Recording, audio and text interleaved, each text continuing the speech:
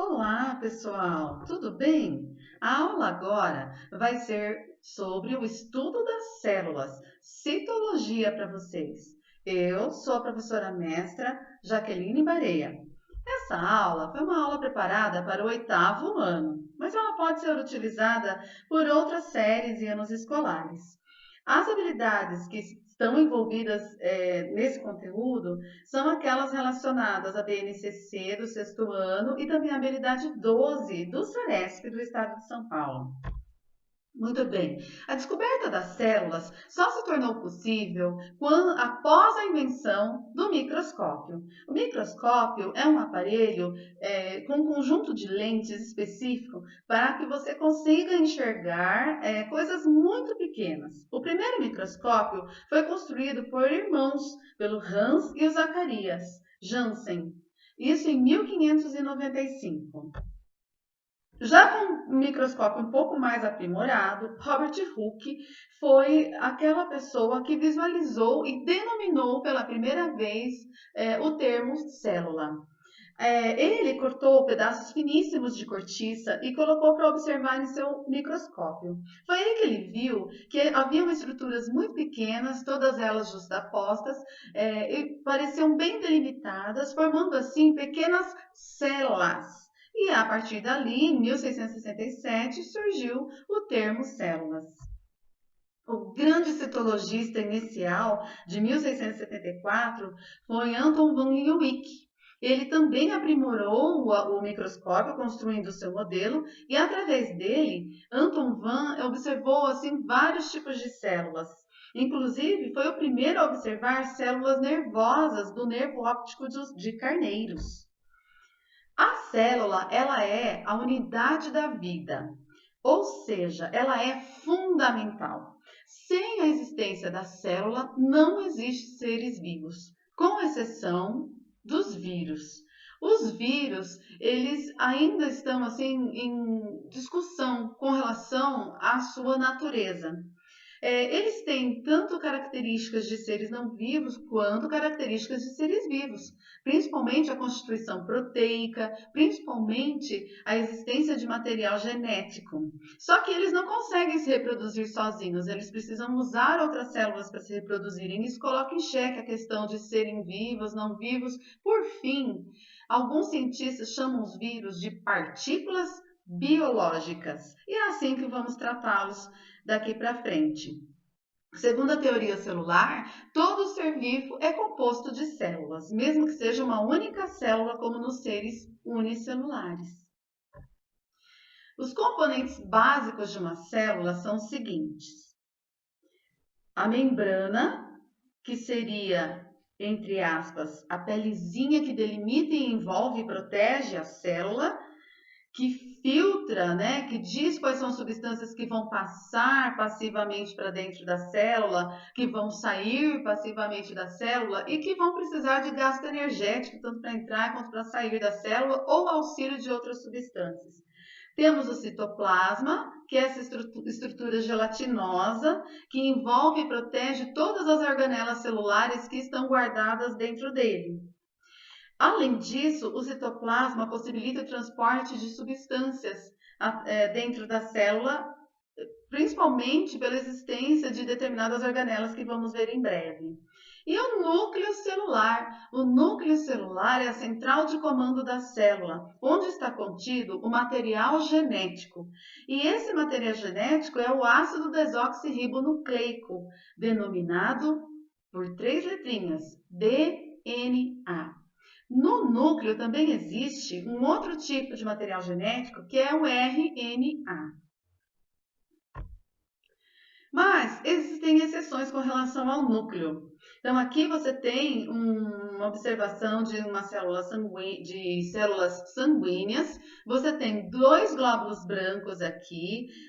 Esse glóbulo branco aqui, que é um segmentado, ele apresenta a membrana, o citoplasma e o núcleo dele, que é desse formato mesmo, tá? O material genético. E aqui você tem o eosinófilo, que é outro tipo de glóbulo branco. Você tem a membrana, o citoplasma e o núcleo dele que é bipartido. Essas outras células que você observa aqui são os eritrócitos ou hemácias ou glóbulos vermelhos. Os glóbulos vermelhos não possuem núcleo celular. Mas por que isso acontece? Isso acontece para que dentro dos glóbulos vermelhos caiba muito mais oxigênio para que eles transportem pelo corpo. Lembram-se, o sangue tem os glóbulos vermelhos e os glóbulos vermelhos têm como função o transporte de oxigênio para todas as células. Então, sem o núcleo, sobra espaço para esse transporte de oxigênio. Então, devido a isso, essas células acabam tendo vida curta, 120 dias mais ou menos, elas já são todas repostas, porque elas vão se desgastando, vão morrendo e vão atritando nos vasos sanguíneos, principalmente nos capilares, e elas precisam ser substituídas por glóbulos sanguíneos novos. Outros exemplos de células humanas são essas que estão colocadas aqui. Aqui, olha, você vê uma parte do óvulo, que é o gameta feminino ou célula reprodutiva ou reprodutora feminina. E você tem aqui alguns espermatozoides, que é o gameta masculino ou célula reprodutiva ou reprodutora masculina. Essa célula que você vê aqui, olha, que está quase fundindo dois materiais genéticos aqui, esse aqui é um zigoto. Todos nós já fomos zigoto um dia. O zigoto é a primeira célula do ser vivo. Tá? Então, quando o espermatozoide fecunda o óvulo, o núcleo do espermatozoide se funde ao núcleo do óvulo e aí existe a formação do zigoto, que é a primeira célula com o material genético completo do ser vivo, no caso do ser humano. E o que acontece com o zigoto? Ele começa a se dividir, ele começa a sofrer divisões celulares para a formação do novo ser humano. E aí o que acontece? As primeiras células que são formadas são células parecidas e elas são chamadas de células tronco. Por que são células tronco? Porque se você separá-las, cada uma delas pode gerar um indivíduo gêmeo do outro.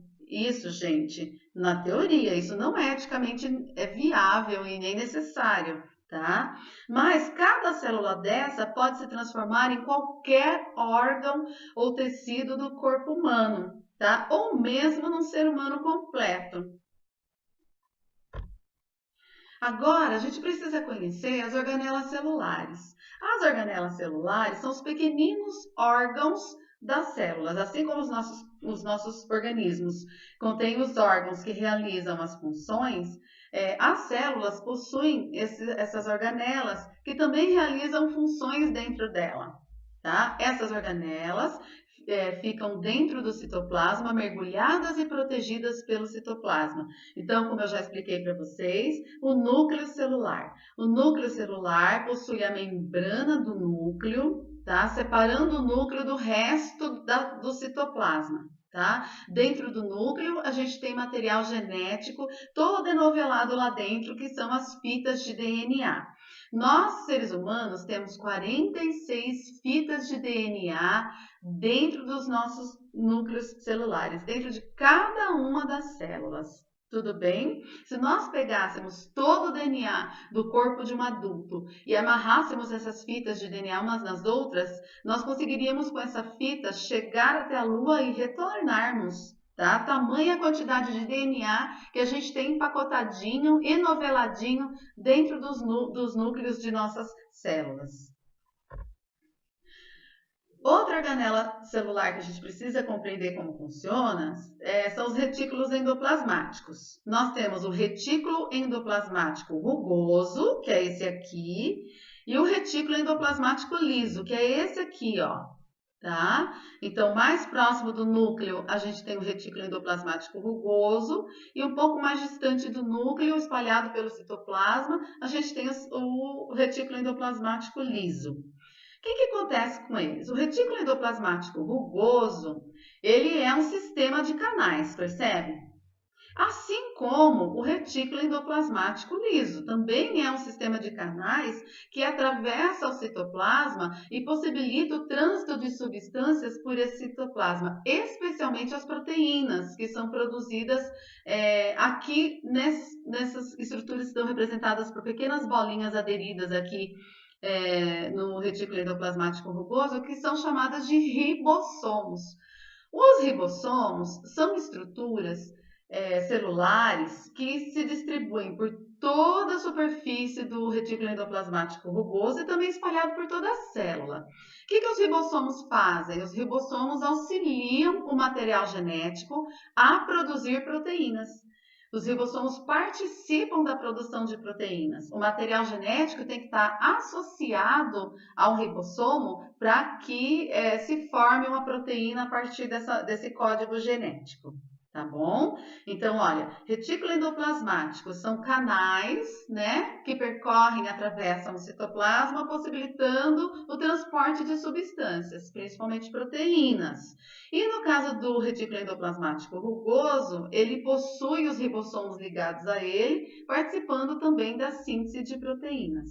O retículo endoplasmático liso, ele auxilia na produção principalmente de hormônios. Outro tipo de organela celular bastante interessante é o complexo golgiense ou complexo de Golgi. O complexo golgiense parece, olha, aqui ele está cortado, tá? Ele foi cortado. Então você percebe que as estruturas são membranas dobradas umas sobre as outras. E você percebe que aqui essas membranas estão cortadas e a gente só consegue ver a luz delas. O que o complexo golgiense faz? Ele empacota substâncias, tá? Ele empacota substâncias e lança as vesículas com essas substâncias, né, os lisossomos, e essas vesículas, elas vão atravessar todo o citoplasma e exercer diferentes funções. Às vezes elas se associam a proteínas e vão se transformar em lisossomos e fazer digestão de várias substâncias dentro do citoplasma celular. Outras vezes elas apenas envolvem substâncias para serem eliminadas para fora da célula. Então, o importante é você lembrar que o complexo golgiense ele é um empacotador das substâncias celulares, tá bom?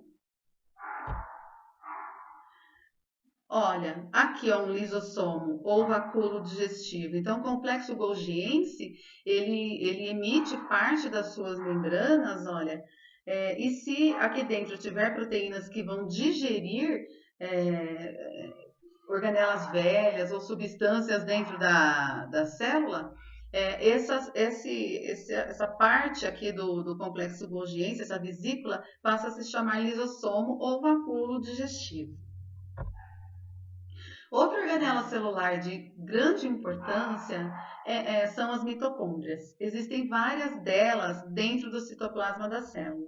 As mitocôndrias, elas são as usinas de energia da célula. É onde a glicose sofre a quebra para a produção de energia. Lembra que a gente estudou a questão da respiração celular, que a glicose é quebrada para gerar energia e para o organismo sobreviver, e que dessa reação saem resíduos como gás carbônico, vapor de água, que o sangue recolhe e manda para os pulmões? Então, onde acontece a respiração celular? A respiração celular acontece dentro das mitocôndrias. A gente já falou sobre isso há algum tempo.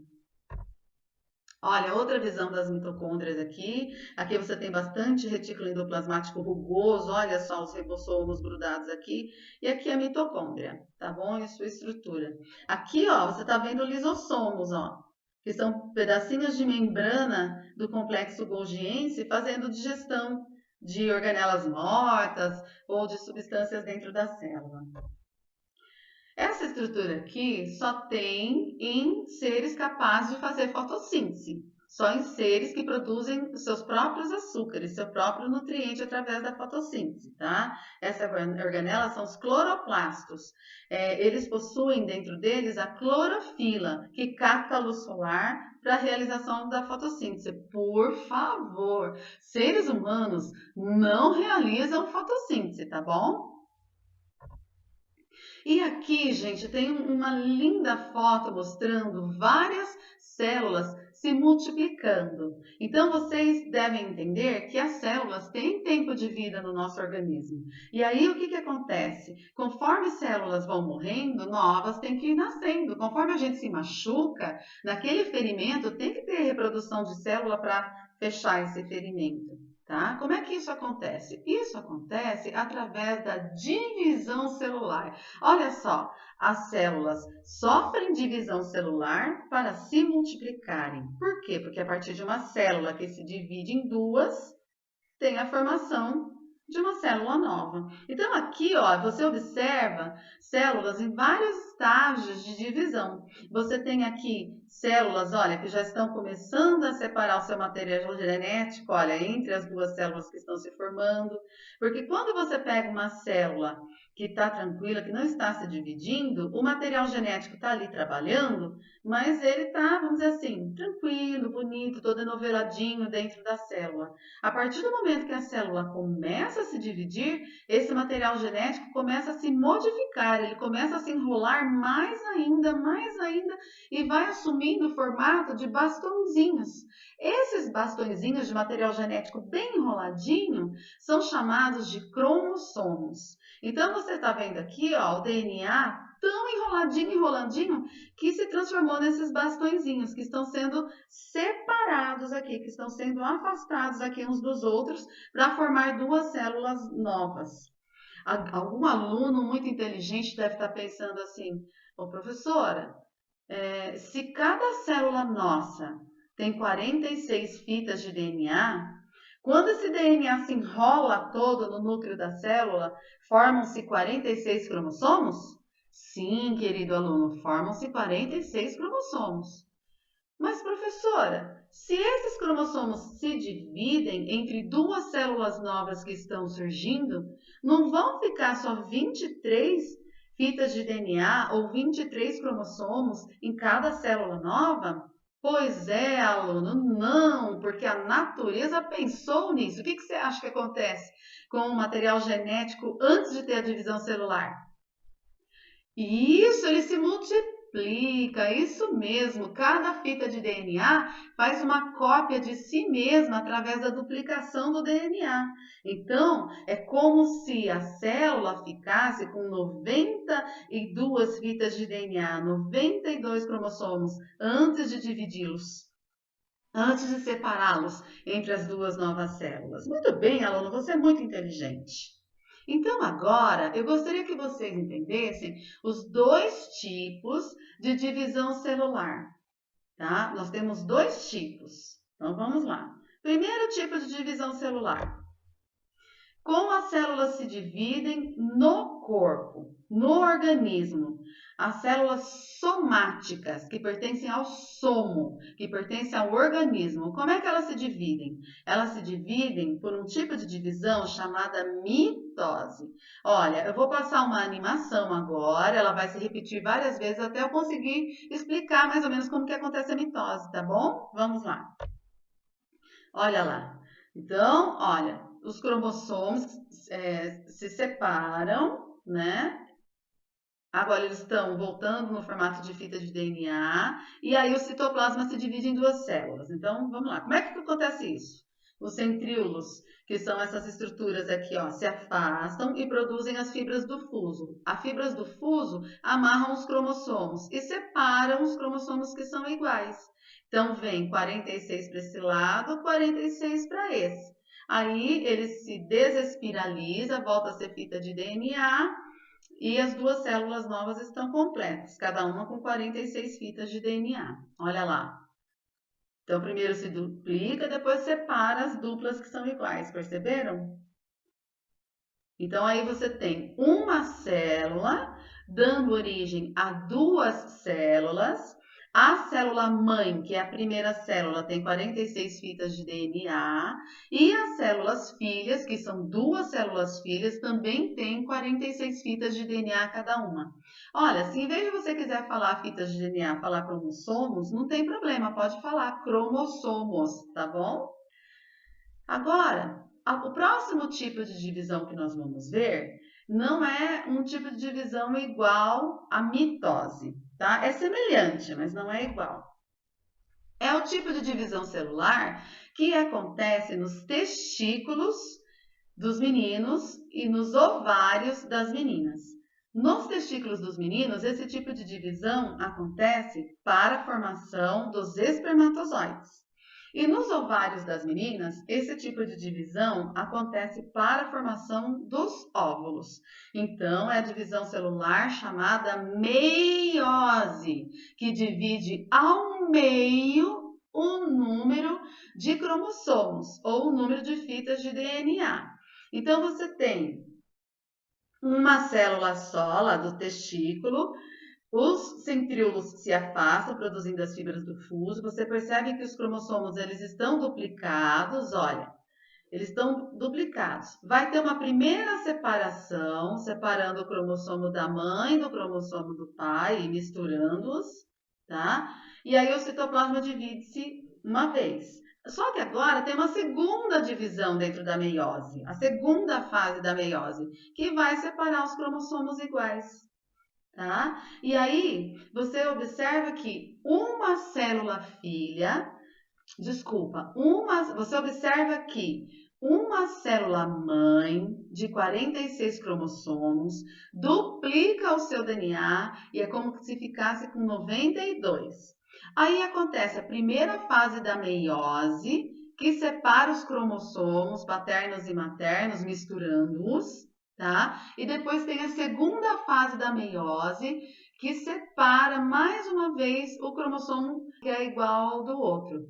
Vão se formar 4 células filhas, só que cada célula filha vai ter 23 cromossomos. E por que tem que ter 23 no espermatozoide? E por que tem que ter 23 no óvulo, pessoal? Ah, para quando o espermatozoide entrar no óvulo, esses cromossomos se combinarem no núcleo que vai ser formado no zigoto, e esse zigoto ter 46 cromossomos, 23 vindo do pai, 23 vindo da mãe. Certo? Possível entender? Espero que sim. Olha, essa aula foi bem densa, bem grande, né? Mas assista quantas vezes for necessário para você compreender, tudo bem? Olha, e assim a gente vai formando o nosso corpo através das divisões celulares, né? Como esse lindo corpinho aqui da minha filha. E assim a gente também faz o corpo daqueles que ainda vão nascer, né? Por muita mitose está acontecendo dentro do ventre dessa mãe para que esse bebezinho se desenvolva. Então, o nosso corpo é uma realidade maravilhosa, incrível, que funciona perfeitamente. Então, você tem que se amar, tem que se cuidar, tá bom? Porque o corpo também é um bem precioso, certo? Essa aula, então, vai recomendada com um forte abraço para meus amigos biólogos. Eu tenho muitos amigos biólogos, né? A Silvana, o Fábio, o Raul, o José Mateus, o Carlos, o Pablo, a Isadora, a professora Camila. Olha, queridos professores, beijo, abraço para vocês. E queridos alunos, essa aula foi do fundo do coração para vocês, tá bom? Um beijo, até mais.